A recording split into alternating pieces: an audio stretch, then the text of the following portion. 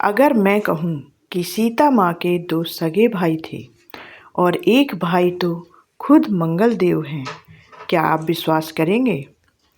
यह जानकारी अंत तक देखिएगा, रोंगटे खड़े हो जाएंगे।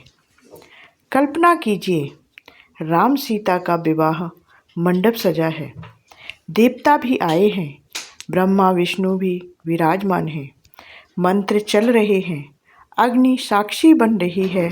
अचानक पुरोहित जोर से बोलते हैं, कन्या के भाई को आगे आना चाहिए।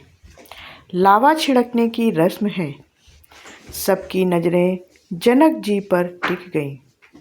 जनक निसंतान थे, पुत्र के रूप में कोई नहीं था। मंडप में सन्नाटा छा गया।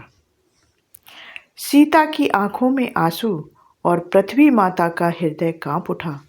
तभी भीड़ को चीरता हुआ एक रक्तवर्णी तेजस्वी युवक आगे आया और बोला, मैं सीता का भाई हूँ, मुझे आज्ञा दें। सब हैरान हो गए।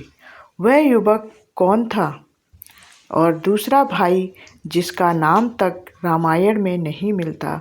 आइए आज खोलते हैं वो रहस्य जो सदियों से छिपा है। श्री राम सीता के विवाह के समय जब कन्या के भाई द्वारा लावा छिड़कने की रस्म आई तो पूरा मंडप असमंजस में पड़ गया। राजा जनक के कोई पुत्र नहीं था। तभी एक लालिमा लिए हुए दिव्य युवक आगे आए। उन्होंने विनम्रता से जनक जी से कहा, मैं आपकी पुत्री का भाई हूँ, मुझे यह रस्म निभाने दें। वह कोई साधारे संसार के लिए अजनबी नहीं थे, वे स्वयं मंगल देव थे। पौराणिक मान्यता है कि मंगल ग्रह पृथ्वी से ही उत्पन्न हुए हैं और माता सीता भी पृथ्वी की कोख से जन्मी थी। इस कारण मंगल और सीता में भाई बहन का संबंध माना जाता है। पृथ्वी माता की आज्ञा से ही मंगल ने मानव रूप धारण कर यह रस्म पूरी की ताकि उनकी पुत्री का विवाह बिना किसी विघ्न के पूरा हो सके। दूसरी कथा कुछ और रंग लेती है। कहते हैं, राजा जनक के छोटे भाई कुशध्वज के एक पुत्र थे जिनका नाम था लक्ष्मी निधि। चूँकि कुशध्वज और जनक सगे भाई थे, इसलिए लक्ष्मी निधि और सीता रिश्ते में चचेरे भाई बहन हुए।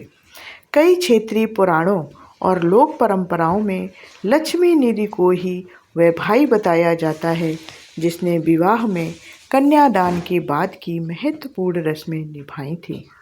इन दोनों कथाओं में एक बात समान है, वाल्मीकि रामायण में इन भाइयों का स्पष्ट उल्लेख नहीं है, किंतु पद्म पुराण, स्कंद पुराण और भविष्य पुराण और कई लोक रामायणों जैसे तुलसीदास जी से अलग क्षेत्रीय राम कथाओं में मंगल और लक्ष्मी निधि का जिक्र मिलता है।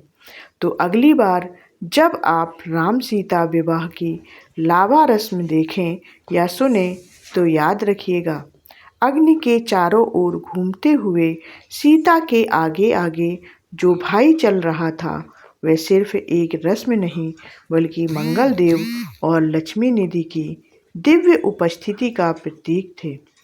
अगर ये सच पहली बार पता चला है तो लाइक करें और कमेंट में लिखें जय मंगल भैया और शेयर कर दो अपने घर वालों को।